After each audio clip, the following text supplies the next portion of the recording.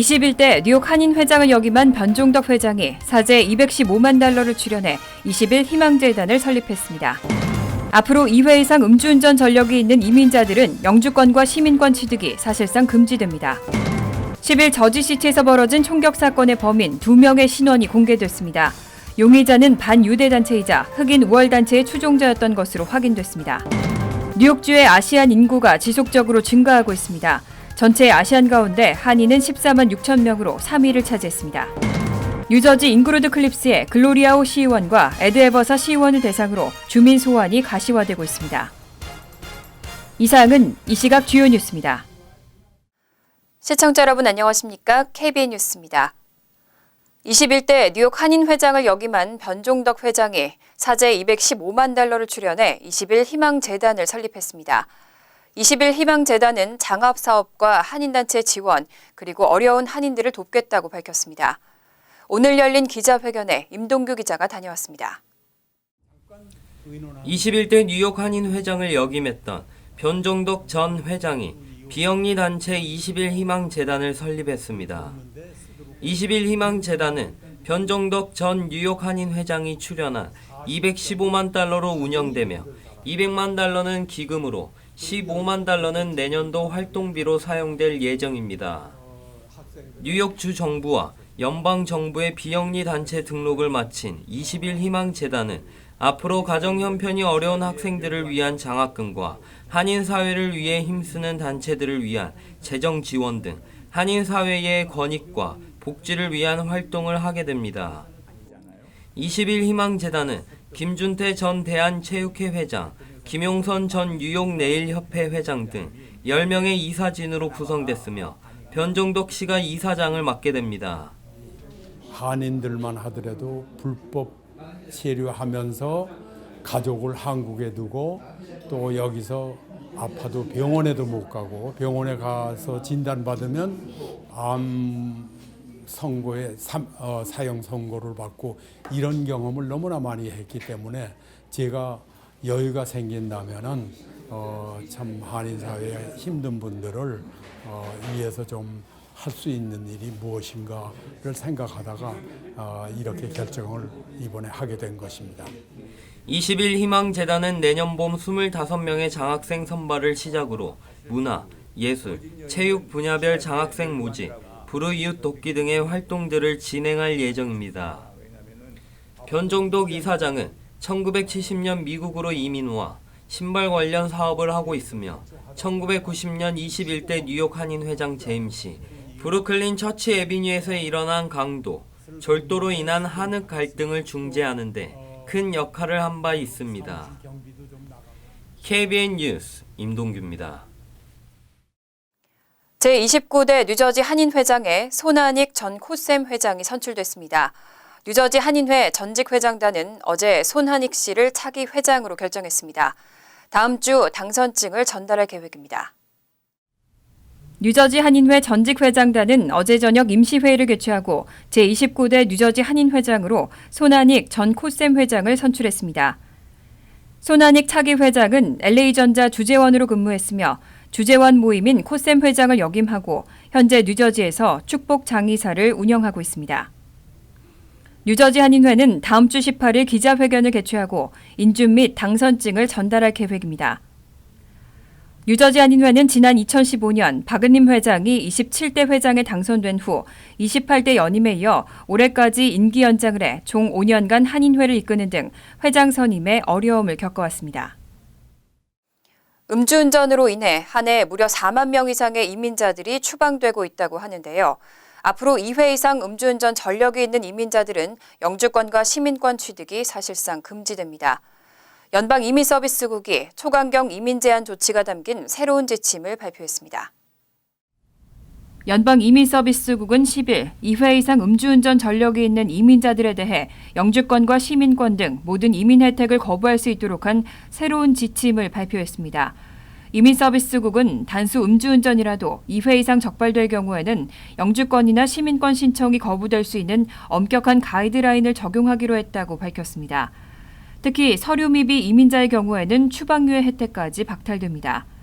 지난 10월 윌리엄 바 연방 법무장관은 2회 이상 음주운전 적발 전력이 있거나 범죄 전력이 있는 이민자들에 대해 모든 이민 혜택을 전면 금지하는 초강경 이민 제한 조치를 발표한 바 있습니다.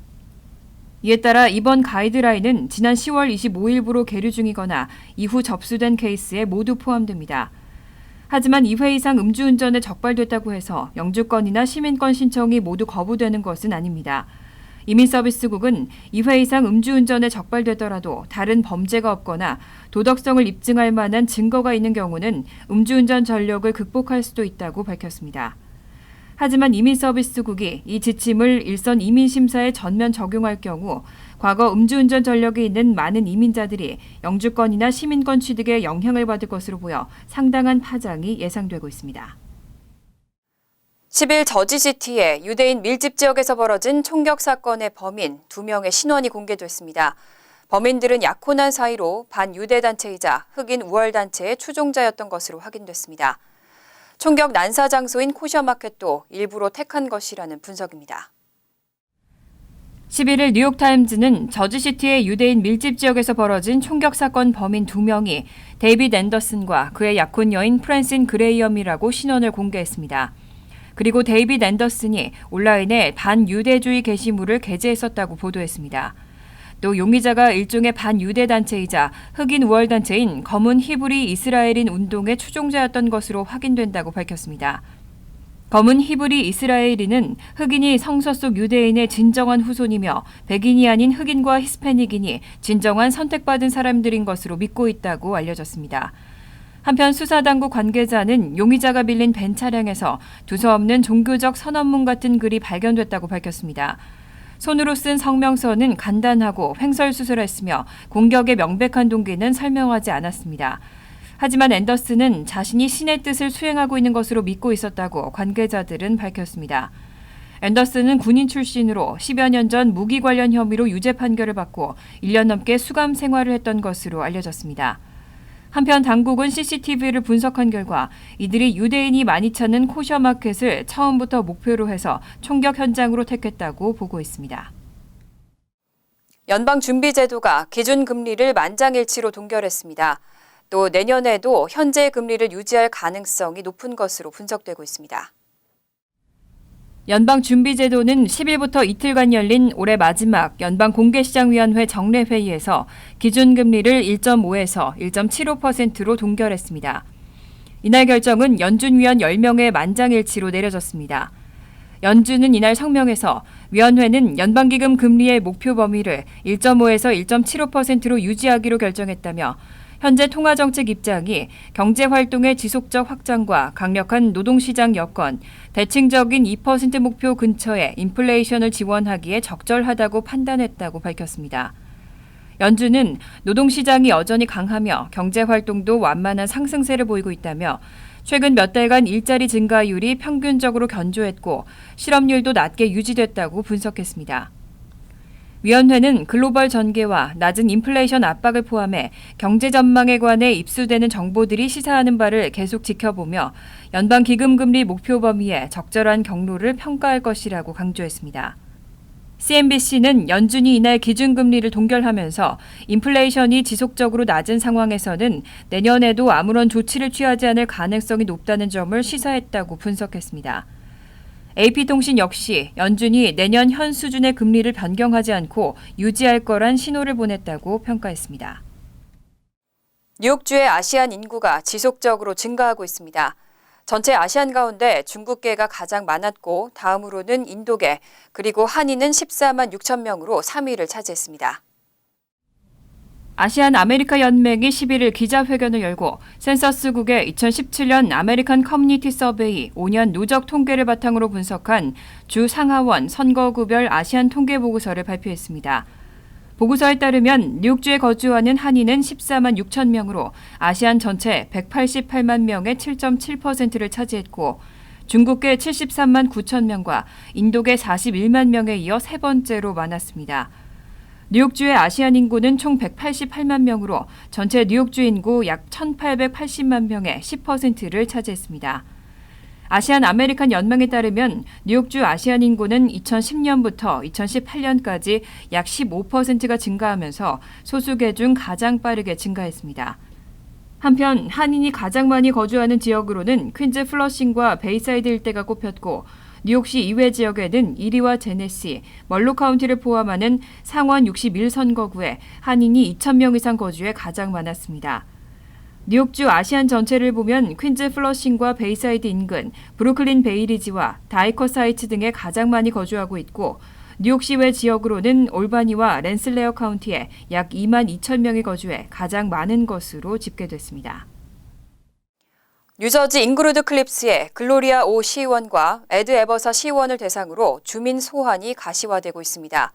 주민 소환위원회가 1,200명의 서명을 확보하고 타운에 제출했습니다. 주민들로 구성된 주민소환위원회는 주민소환 특별선거 실시를 위한 청원 정족수 1,200명의 서명을 확보하고 10일 잉그루드 클립스타운의 클럽 오피스에 제출했다고 밝혔습니다. 주민소환위원회는 대규모 아파트 개발과 관련해 주민 대다수의 의사와 반대되는 의정활동을 했다는 이유로 지난 7월 글로리아오 의원과 에드 에버사 의원을 대상으로 주민소환 절차에 착수한 바 있습니다. 이후 주민소환 투표 실시를 위해 청원자 서명 확보 작업을 진행해왔습니다.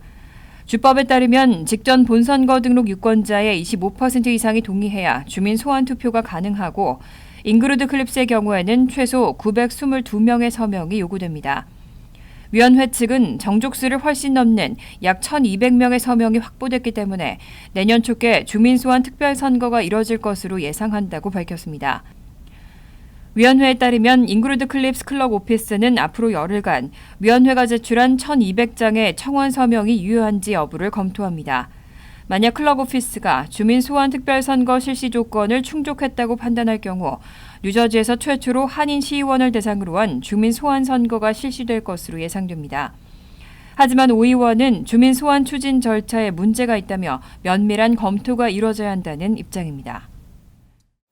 맨하탄 14가에서 시행하고 있는 승용차 통행금지 정책이 큰 성공을 거둔 것으로 평가되고 있는데요. 퀸즈 다운타운 플러싱의 메인스트릿에서도 승용차 통행을 금지하는 방안이 추진되고 있습니다. 교통 혼잡이 심각하다는 이유인데 플러싱엔 부적절하다는 반대 목소리도 나오고 있습니다.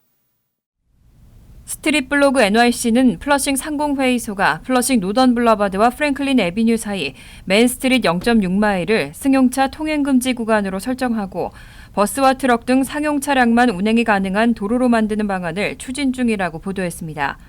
플러싱 상공회의소 측은 다운타운 플러싱은 맨하탄 타임스퀘어 다음으로 뉴욕시에서 유동인구가 가장 많고 대중교통 규모는 맨하탄 외 보로 중 가장 크다고 강조하고 차량과 버스, 자전거와 보행자 등이 몰리면서 매우 혼잡하고 위험하기 때문에 승용차 통행을 금지시킬 필요가 있다고 덧붙였습니다. 실제 뉴욕시 교통국 자료에 따르면 지난해 다운타운 플러싱에서는 239건의 교통사고가 발생했고 자전거 이용자 6명과 보행자 30명, 오토바이 운전자 8명이 부상당한 것으로 조사됐습니다. 특히 보행자 1명이 사망하기도 했습니다. 플러싱 상공회의소 측은 버스를 타고 루즈벨트 애비뉴에서 노던 블러바드까지 고작 3블록을 통과하는데 최소 15분이 걸려 걸어가는 것보다 느린 수준이라며 승용차 통행을 금지시키고 버스 운행 속도를 높여야 한다고 강조했습니다. 하지만 이와 관련해 피터구 뉴욕시 의원이 반대 입장을 보이고 있고 뉴욕시 교통국 역시 쉽게 결정할 수 없는 문제라는 입장을 밝히면서 실제 시행될 수 있을지는 미지수라는 분석입니다. 인공지능이 무섭게 진화하고 있습니다. 요즘 적지 않은 가전제품에도 인공지능이 접목되고 있죠.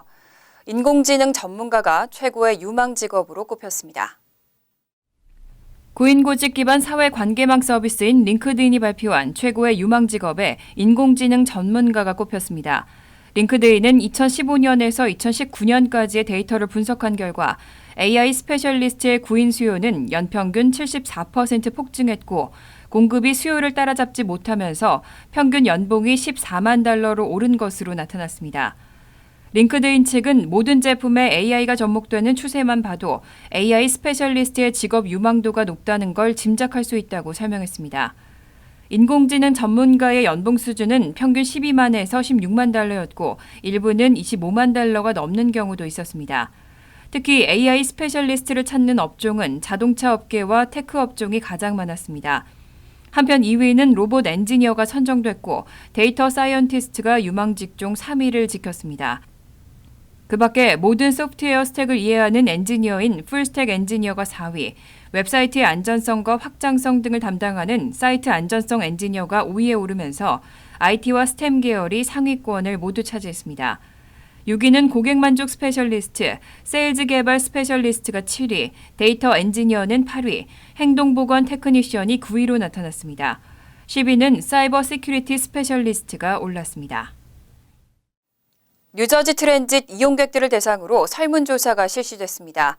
설문조사 응답자의 60%는 버스가 정시 운행을 하지 않아서 평균 일주일에 3번씩 지각 운행한다고 대답했습니다. 20%는 무려 매일 버스가 늦게 온다고 지적했습니다. 비영리 단체인 트라이스테이트 트랜스포테이션 캠페인은 10일 기자회견을 열고 최근 벌인 설문조사 결과를 발표했습니다. 뉴저지 트랜짓 버스를 이용하는 통근자 250명을 상대로 한 설문조사 결과에 따르면 응답자의 60%는 주에 3회 이상 버스가 제 시간에 오지 않는다고 답했습니다. 또 21%는 매일 버스가 늦게 온다고 답했습니다. 설문조사는 지난 3개월간 엘리자베스와 뉴욕에서 진행됐고 이들 응답자의 74%는 출퇴근을 위해 버스를 이용한다고 대답했습니다. 이들 응답자 대부분은 뉴저지 트랜짓이 제대로 일을 하지 않고 있다고 비판했고 버스 운행이 제때 이루어지지 않는 원인에 대해 관련 응답자의 73%는 교통 혼잡을 문제로 지목했습니다. 이들은 정체로 인해 지연되는 것도 문제지만 버스가 정차를 했다 다시 출발할 때 진입을 양보하지 않는 운전자들이 더 큰 골칫거리라고 설명했습니다.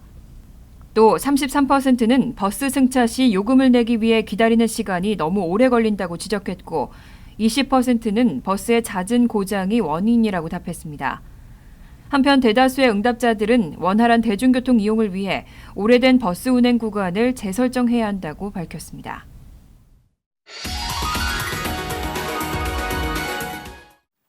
이어서 LA 지역 한인사회 소식입니다. 시사주간지 타임이 올해의 인물로 스웨덴의 16살 환경운동가 그레타 툰베리를 선정했습니다. 그동안 선정된 올해의 인물 중 최연소인데 툰베리의 기후변화에 대한 활동으로 전 세계 젊은 환경운동가들의 움직임도 활발해지고 있습니다. 김재은 기자가 보도합니다. This is my message. This is what I want you to focus on. So please tell me, how do you react to these numbers without feeling at least some level of panic? 지난해 8월 스웨덴의 국회의사당 앞에서 기후를 위한 등교 거부가 적힌 손팻말을 들고 1인 시위를 시작한 그레타 툰베리. 매주 금요일마다 등교를 거부하며 기후변화 해결을 위해 나선 겁니다. 시사주간지 타임은 이 같은 행동이 기후변화에 대한 전 세계적 태도 변화를 이끌어냈다며 툰베리를 올해의 인물로 선정했습니다. You know, she became the biggest voice on the biggest issue facing the planet. She went from almost nowhere 14 months ago to leading a worldwide movement. 지구온난화의 위험을 알리는 툰베리의 외침은 전 세계를 뒤흔들었고 현재 100여 개 도시에서 학생 수백만 명이 참여하는 대규모 환경운동으로 확산했습니다. 툰베리의 영향을 받은 청소년들은 매주 금요일마다 동조 학교 파업 시위를 벌이고 있습니다. I believe that the way we're going to change our culture is through politics and through our economy and through investing in different industries besides oil. Oil is ruining our planet. 툰베리의 작은 시작은 1년여 만인 지난 9월 전 세계에서 동시다발적으로 열린 기후변화 시위에서 참가자 400만 명이 집결하는데 결정적 기여를 했다는 평가입니다. 툰베리는 자신이 올해의 인물로 선정된 것에 감사하고 영광스럽다며 모든 기후변화 운동 동참자에게 영광이 돌아가야 한다고 전했습니다. MBC 뉴스 김재은입니다. LA 카운티에서 독감 환자가 급증하고 있습니다. 보건당국에 비상이 걸렸습니다. LA 카운티 보건당국에 따르면 지난 1일부터 일주일 동안 1223건의 독감 케이스가 보고됐으며 이는 지난해 같은 기간보다 2배가량 많은 수치입니다. 특히 올해 독감 시즌에 사망한 주민은 7명으로 앞으로 본격적인 겨울철이 시작되면서 추가적인 독감 사망자가 발생할 것으로 전망되고 있습니다. 보건당국은 면역 체계가 약하거나 질병에 노출된 환자들은 독감 인플루엔자가 치명적일 수 있는 만큼 예방 백신을 접종받고 개인 위생에 주의할 것을 권장했습니다. 간추린 소식입니다. 일본군 위안부 피해 할머니를 기리기 위한 평화의 소녀상이 커네티컷 한인회관 앞에 설치됐습니다. 커네티컷 평화의 소녀상 건립위원회는 11일 커네티컷 햄덴에 위치한 커네티컷 한인회관 앞에 평화의 소녀상을 설치했다고 밝혔습니다. 커네티컷 한인회와 예일대 학생단체 스탠드 윗 컴포트 우먼, 커네티컷 희망연대로 구성된 건립위원회는 내년 3월 1일 제막식을 거행한다고 밝혔습니다. 뉴욕 한인 직능단체 협의회 신임 의장에 박광민 뉴욕 한인식품협회장이 선출됐습니다.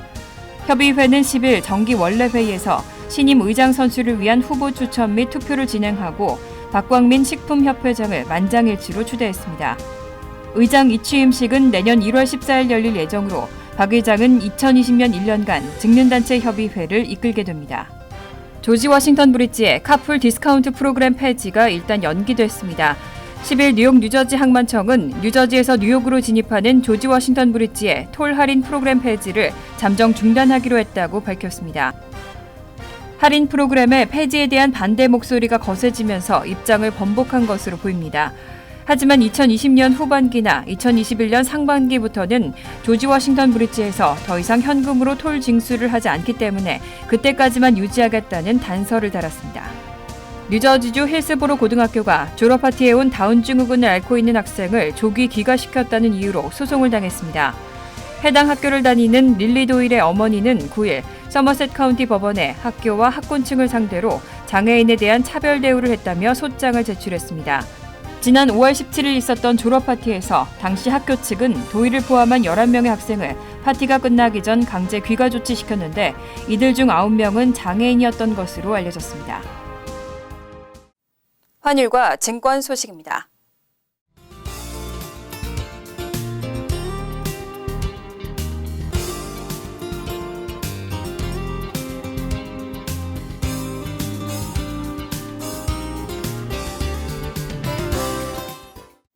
이어서 날씨입니다. 금요일은 흐린 가운데 때때로 비가 내릴 것으로 보입니다. 낮 최고 기온은 50도, 섭씨 10도, 밤 최저 기온은 49도, 섭씨 9도로 예상됩니다. 토요일은 포근하지만 가끔 많은 양의 비가 오겠습니다. 일요일은 화창하지만 춥겠습니다. 이상으로 KBN 뉴스를 마칩니다. KBN과 함께 즐거운 저녁 되시기 바랍니다.